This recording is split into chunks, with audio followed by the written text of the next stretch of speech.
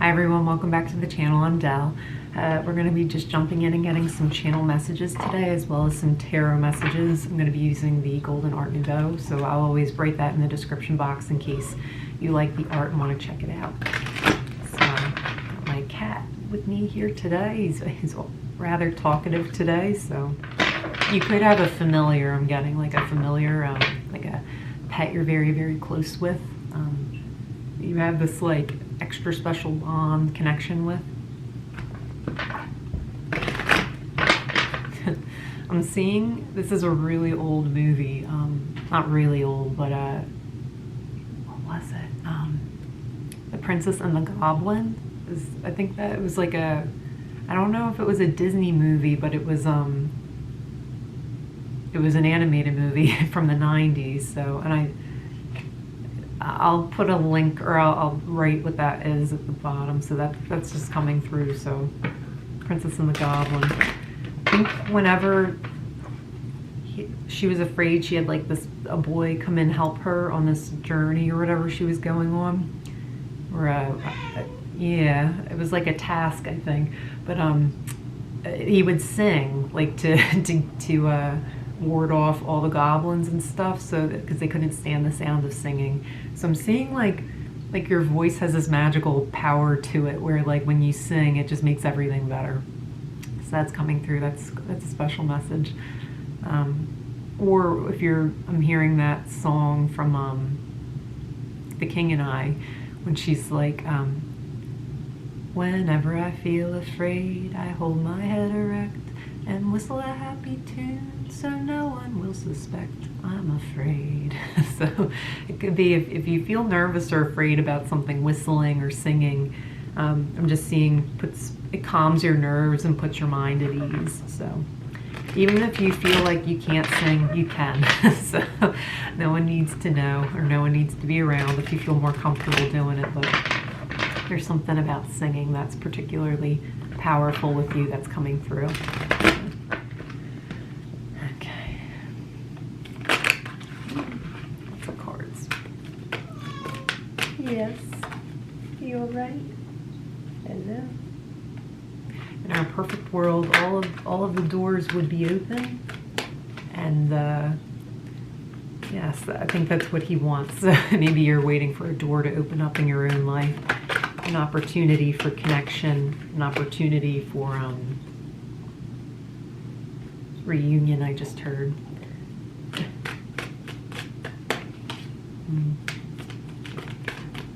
Now he's playing with the carpet. Yes. His name is Suki Kaji. He's very cute. We call him Suki for short. When he first came into my life, I was told he was a girl. And thus he was named Suki. And you know what? It's perfect for him. Yes, your name is perfect. It works perfect for you. You're sassy. You're fun. But he has like a grayish, dark gray color fur and white. So when I was looking at him growing up, I'm like, he looks like the moon. So yeah, I kept thinking moon, like the moon, and I don't know why, but like I felt called to look up, because none of the normal moon names like Luna and things like that were sitting with me, and it didn't feel like that was his name. Or her name at the time. So I kept thinking about, like I was researching something like with Japanese culture, and it's like, I wonder what moon means in Japanese, and then moonlight came into my head. So when I put it in the translator, Tsukikaji came up, and I'm like, as soon as I saw it, I'm like, that's his name. So, and then I found out later he was a boy, and it's still his name. That's who he is. So. Right? Suki Kaji. I don't want to put him in front of the camera because he's not reaching up to be up here, so I don't want to respect his privacy. You're so cute. Yes, his beautiful green eyes. And anyway, he came into my life when I least expected it and when I least was looking for it, so that could be relevant as well for somebody out there.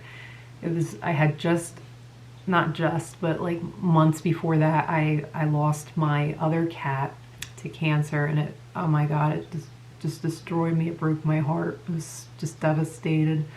So I had two cats. They were from the same litter. So, you know, Thor was his name. So when he passed, I just was like, it like shattered everything. I don't know. It was just, like I said, I was devastated. And then something like 6 months later, a friend of a friend of a friend of a friend, it was really weird, reached out to me, and she was like, I don't know why, but my friend found this kitten, you know, all by himself in the woods, and I just have a feeling that you are supposed to be the one to have him, or her at the time. And I was like, I'm not really, I'm heartbroken still. I'm not sure I'm open to that. And so I was like, let me meet the kitten, and I'll decide. So it's like, yeah, okay. When you meet a kitten, right, like you're gonna say no. So I of course packed everything in my car that I would need to safely get him back home. And as soon as I got out of the car, he ran across the yard to me, and I knew. So I don't know, there's something about that too, where you could be hurting from something, but like life is moving, life is flowing, and sometimes it just gets in your face, and it's like, you're doing this now, you know, and you could really be like, I don't want to be hurt again, or I'm not ready because I was hurt again. And it just, he has brought, he's looking at me telling this story with a lot of love in his eyes. He has brought so much love, compassion, joy, just so much. It has added so much to my life, and I'm so grateful. I tell him that all the time too. I'm like, I'm so grateful we met, we connected. Yeah, just really special. Okay, I'm gonna move on from that message. So hopefully that wasn't a tangent, but that was coming through quite strongly. Are these all the tarot messages, or are there more? There's one more. Okay, a few more. So I'm just getting the cards out, and then we'll talk. If you are new, welcome. If I didn't say that already. And if you're returning, welcome back. Thank you so much for liking, sharing, and subscribing. It's greatly appreciated. It helps the channel grow, and I'm just happy to have you guys be a part of that, so thank you.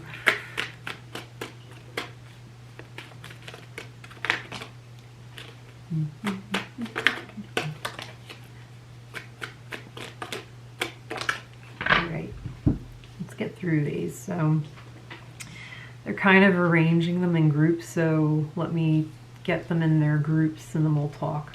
Okay, so the first set of message is Temperance with the Five of Swords. This is, I'm getting strongly, this is coming into a period of balance, of harmony after like conflict resolution. So it's actually showing me conflict resolution, but it's coming after a period where there was conflict. So if you, this came through in another message or another video reading too, where it's like rosemary, if you use a infuser or diffuser, whatever they're called, always check, because sometimes pets can't breathe in those essential oil diffusers or whatever, so just double check on that. But even if you have a spray, or you hang rosemary in a room or something like that, I'm actually seeing, or rubbing a sprig of rosemary around your phone, it just can help really clear the air after a particularly negative after a negative conversation or an argument or something like that, to invite clarity, freshness, and a new perspective, a new way of talking to each other. So I'm getting that strongly with these two cards. This is Temperance over here, and then we have the Five of Swords on the other side. So Five of Swords also talks about somebody winning a battle, or like you won the fight, but maybe you're going to lose the battle, kind of a thing. I don't feel like this is you, but it could be. I'm just seeing it's like maybe somebody's not so proud of the way they handled a conflict, that there could have been like a petty exchange between two people or something. I do see Spirit saying you'll have the opportunity to wipe the slate clean and wash this clean and start over. So to have a new, fresh perspective come in. So the number 14 could be relevant. And it's interesting because we have 5 here. So we have 5, and then we also have 14, and in numerology 14 reduces to 5. So there's very much a lot of change going on around the situation.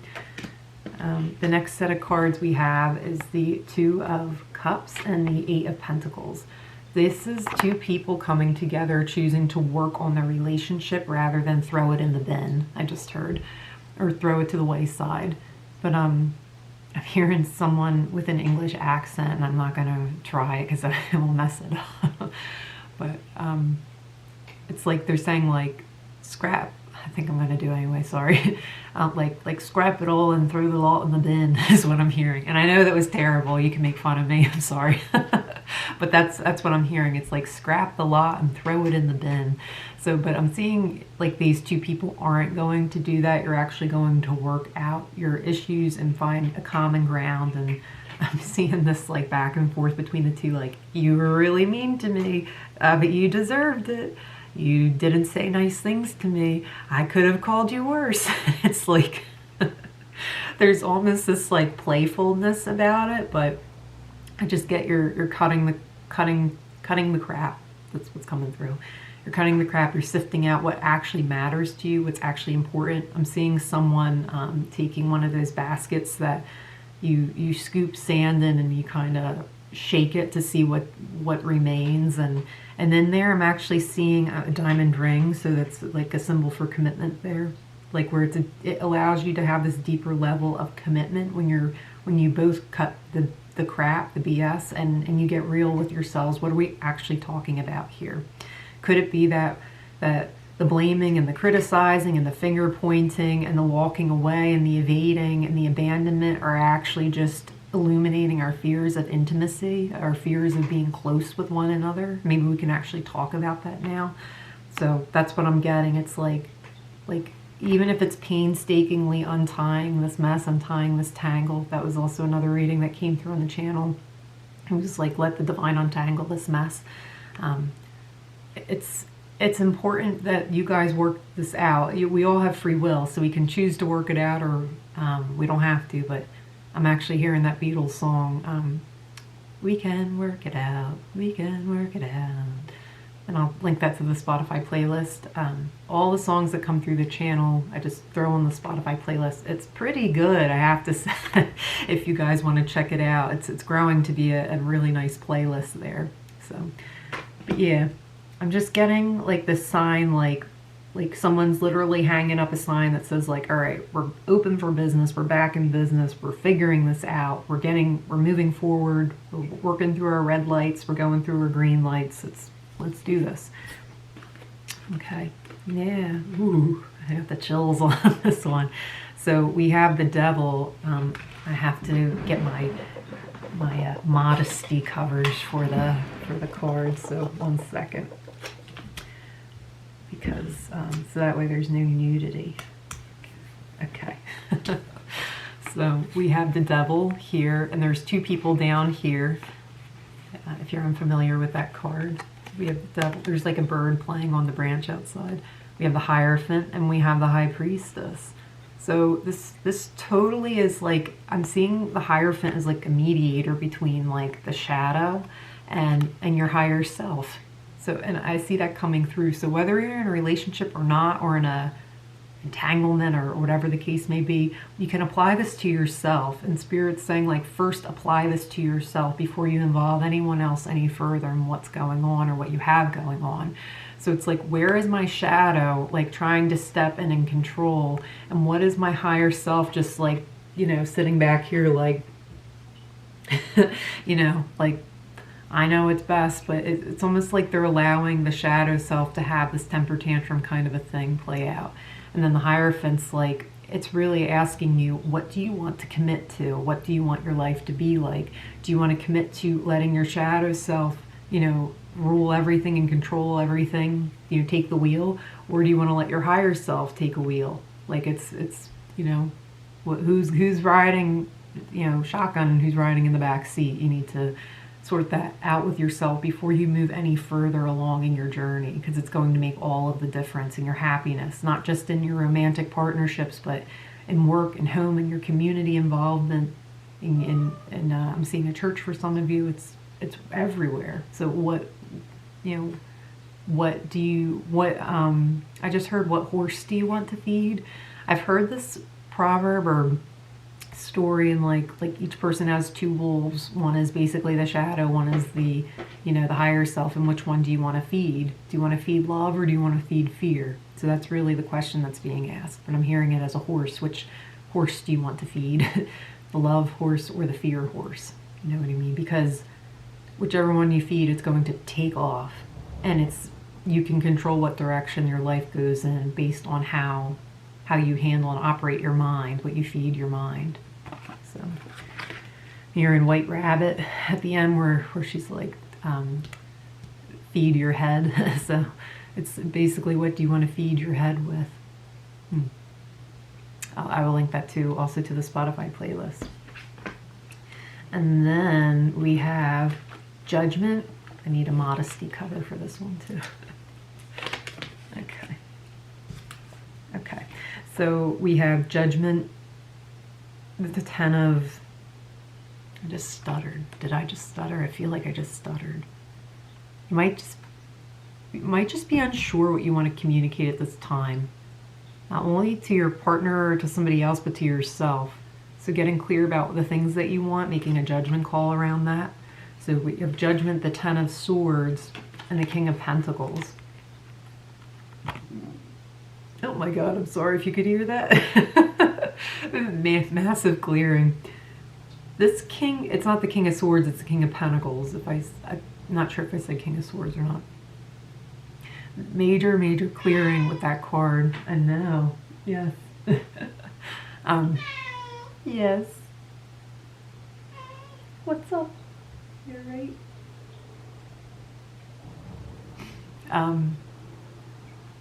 With that message, I'm getting somewhat like literally like my cat keeps looking at the door and is like, open it. So I am gonna open it real quick, but there is a message with that. So 1 second. Okay.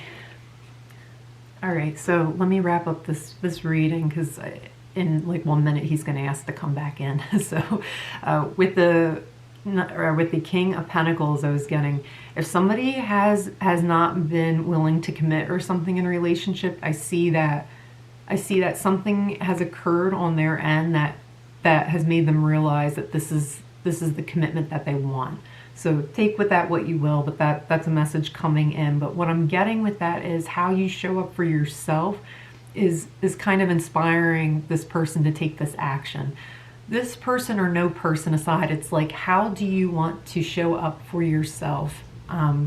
Where are you allowing yourself to get into your own way? It's just like a little checklist of things that before you go on to the next chapter, phase, journey in your life, you're really sitting with yourself and really taking accountability for, okay, how do I want my life to look like, and what part am I playing in that? What am I actually committed to? What am I not committed to? I just read this morning, it was like, if the same thing in a relationship, partnership, at work, wherever, happens more than 3 times, it's actually something that you are unconsciously committing to. So I'll leave that there, see how that fits with you and yourself. But there could be something that you're unconsciously or subconsciously committing to that you are unaware, and it keeps attracting the same kind of a pattern. So if you want to break through, if you want to move forward, you have to see, all right, what am I willing to let go of, and what am I willing to accept about myself and my partner? And then is there anything that I can let go, or is there something that I want to reaffirm within myself because I'm going to keep getting the same results? So, and with that, I'm hearing to leave it there. So I hope that wasn't too scrambled, and I hope to see you in another video. Bye.